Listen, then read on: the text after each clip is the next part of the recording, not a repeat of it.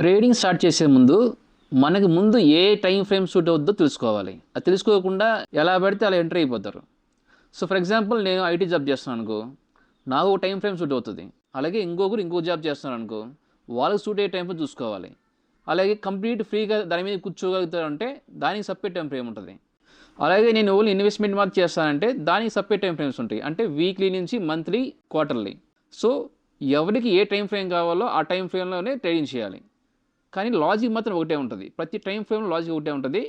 కానీ multi time ఫ్రేమ్లో analysis చేయాలి. అంటే ట్రేడింగ్ టైం ఫ్రేమ్ ఒకటి ఉంటుంది, దానికి హై టైం ఫ్రేమ్ ఒకటి ఉంటుంది. సో ఈ బోత్ కాంబినేషన్ చాలా important. So multi time frame అనేది చాలా ఇంపార్టెంట్. మీకు హయ్యర్ టైం ఫ్రేమ్లో మార్కెట్ సపోర్ట్ చేసిందంటే మీ ట్రేడింగ్ టైం ఫ్రేమ్లో ఖచ్చితంగా ప్రాబిలిటీ ఆఫ్ సక్సెస్ ఎక్కువ ఉంటుంది. సో అది చాలా important. 3 minutes 50 minutes time frame ఏమంటే ఓన్లీ మార్కెట్ మీదనే కూర్చొని అదే పనిగా చేసే వాళ్ళకి అది బాగా సూట్ అవుతుంది. అంటే బీపీ షుగర్ వచ్చి తొందరగా పోవాలనుకుంటే. హవర్లీ టైం ఫ్రేమ్ ఏమంటే అది ఇంట్రాడే కూడా సూట్ అవుతుంది. అంటే కొద్దిగా టైం ఉండి చూసుకోగలిగితే, అంటే మన జాబ్ 12 గంటల తర్వాత కానీ 3 గంటల తర్వాత కానీ ఉంటే ఎక్కువ వర్క్ ఆ టైంలో ఉన్నప్పుడు మనం ఏమంటే ఈ లోపే మనం పొజిషన్ క్లోజ్ చేసుకొని మన ఇంట్రాడే కూడా చేసుకోవచ్చు పక్క, అలాగే జాబ్ కూడా చేసుకోవచ్చు. సో అది సూట్ అవుతుంది బాగా. అంటే 30 మినిట్స్కి ఒకసారి, హవర్లీ ఒకసారి చెక్ చేసుకుంటే మార్కెట్ని సరిపోతుంటుంది.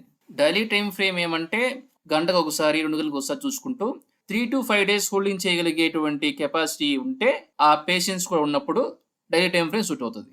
వీక్లీ, మంత్లీ, క్వార్టర్లీ ఏమంటే short term, mid term, long term ఇన్వెస్టర్స్కి పర్ఫెక్ట్ టైం ఫ్రేమ్స్ అనమాట. ఏ టైం ఫ్రేమ్ కైనా లాజిక్ ఉంటే ఉంటుంది. ఇది గుర్తుపెట్టుకోండి. ఇప్పుడు మీరు చెప్పాలి మీకు సూట్ అయ్యేటువంటి టైం ఫ్రేమ్ ఏంటనేసి.